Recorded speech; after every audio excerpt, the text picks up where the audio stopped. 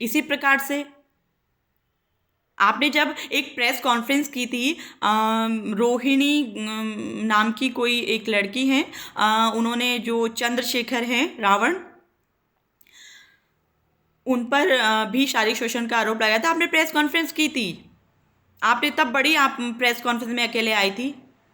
मैं उर्मिला सनावर, मैं बहुत चर्चाओं में रही हूँ, चर्चाओं में तो अब आप आ चुकी हैं। पहले आपने चंद्रशेखर पर आरोप लगाए, मुझे नहीं पता है उसमें कितनी सच्चाई कितनी नहीं है, लेकिन जहाँ तक मैं चंद्रशेखर को जानती हूँ, क्योंकि वो डीएवी कॉलेज से उसने लॉ किया हुआ है, कभी वो ऐसे लड़की के चक्कर में नहीं पड़ा है, कभी नहीं। बाकी चीज़ें तो जो लड़की आरोप लगा रही है, बाकी सत्यता वो ही जानती होगी, मैं उनको नहीं जानती हूँ। तो जब आपने प्रेस कॉन्फ्रेंस की थी आपने चंद्रशेखर को लेकर के, तब आपने अंकिता भंडारी का जो ऑडियो थी, तब आपने क्यों नहीं वायरल की थी? आपने बोला था ना कि मैं हर किसी की आवाज़ उठाती हूँ, तब आपको अंकिता की याद नहीं आई थी हरिद्वार में जब आपसे प्रेस कॉन्फ्रेंस की गई थी?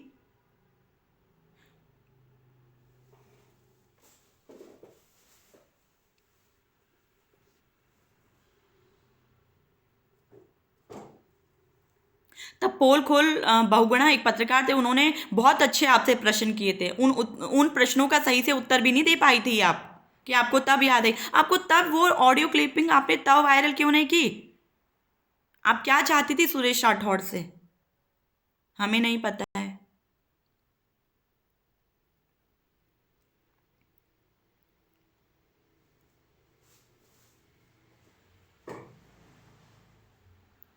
सुरेश राठौड़ तो सुरेश राठौड़ और उर्मिला इन दोनों की जगह जेल में है।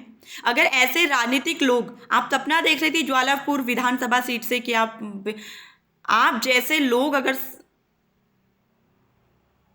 पॉलिटिक्स में आ गए हैं तो बेड़ा गर्क हो जाएगा हमारे देश का। मैं आपकी कुछ बातों को तो एग्री करती हूँ, लड़की सप्लाई हो रही हैं, कुछ लड़कियाँ की क्या मजबूरी क्या नहीं है मुझे नहीं पता है, बहुत सारी चीज़ें हैं, लेकिन खाली नेता नहीं, इसमें बहुत लोग भी इन्वॉल्व हैं। आज आपने पूरे उत्तराखंड का माहौल बिगाड़ दिया है, जगह जगह धरने प्रदर्शन हो रहे हैं।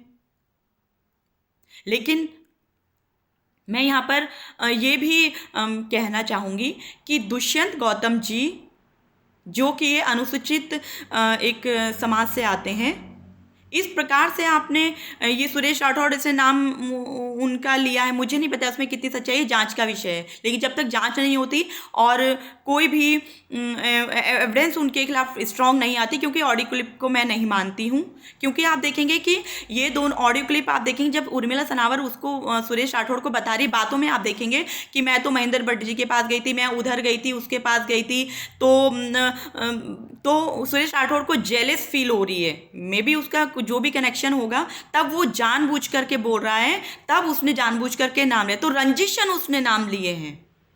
तो अगर कोई रंजिशन नाम ले तो हम दुष्यंत गौतम जी को अपराधी नहीं मानेंगे। आप देखेंगे हमारे देश में, हमारे उत्तराखंड में सबसे ज़्यादा शोषण हो रहा है मुसलमानों का और दलितों का। दुष्यंत गौतम जी दलित समाज से आते हैं, वैसे दलितों का प्राचीन काल से लेकर आज तक शोषण होता ही तो आ रहा है। बहुत लोग मुझे बोल रहे हैं मैडम आप ये तो तिलकधारी हैं बीजेपी के। देखिए, तिलक से और बीजेपी से कोई मतलब नहीं है। ये तिलक हमने धारण किया हुआ है, इसलिए किया हुआ है कि हम ठाकुर जी को मानते हैं, हम ठाकुर जी के हैं। और तिलक हमें सिर्फ सत्य के मार्ग पे चलना सिखाते हैं, अधर्मियों का साथ देना नहीं बताता है, दुष्टों का साथ देना नहीं बताता है। हमारे तिलक को आप बीजेपी से कनेक्ट ना करें। मेरा बीजेपी के किसी भी नेता से कोई लेना देना नहीं है, किसी भी, और ना ही मेरा कोई कनेक्शन है। और दुष्यंत गौतम जी को सपोर्ट इसलिए कर रही हूँ कि कोई एविडेंस नहीं है। और जब 2022 से ही मैं इस केस को देख रही हूँ, मैंने बहुत सारी इसमें ये पूरा मीडिया के सामने जो भी चीज़ें, मैंने तब भी आवाज़ उठाई थी। मैं तब से कहीं भी दुष्यंत गौतम जी का कहीं भी नाम नहीं था। ये अभी जानबूझकर उनको बदनाम करने की कोशिश हो रही है, दलित समाज को नीचा दिखाने की कोशिश हो रही है। आप देखेंगे उसमें जो पीड़िता अंकिता की जो माता जी, उन्होंने उसमें एक नाम दिया हुआ है, उसको मैं नाम नहीं लूँगी, आप सब जानते हैं, क्योंकि अभी कोई स्ट्रॉन्ग एविडेंस नहीं है। उसका नाम तो हमने सुना था, जिन 2 लोगों का नाम अभी आया है सामने, उसमें से दुष्यंत गौतम जी का जो नाम था कहीं भी नहीं था, दूसरे व्यक्ति का था। आप सब जानते हैं, मैं नाम नहीं लूंगी उसका भी। लेकिन आप ना मेरा बीजेपी से लेना देना है ना किसी से लेना देना है। और भावना पांडे जी, आपसे तो मेरा सिर्फ इतना निवेदन है, मैं सिर्फ सभी को ही जानती हूँ। उमेश कुमार जी को घसीट दिया गया। उमेश कुमार जी अच्छे विधायक हैं, अच्छा काम वो कर रहे हैं। आप देखेंगे कि बीजेपी की सरकार तब थी जब उनको जेल भेजा गया, जब उन्होंने एक घोटाला शायद खोला था उन्होंने।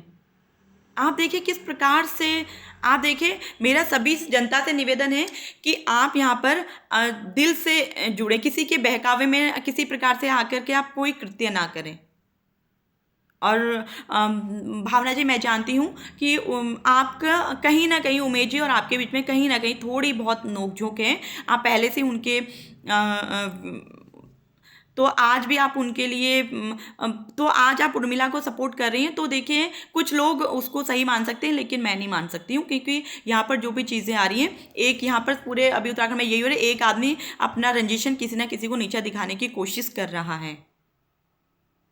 आगे कंटिन्यू करते हैं।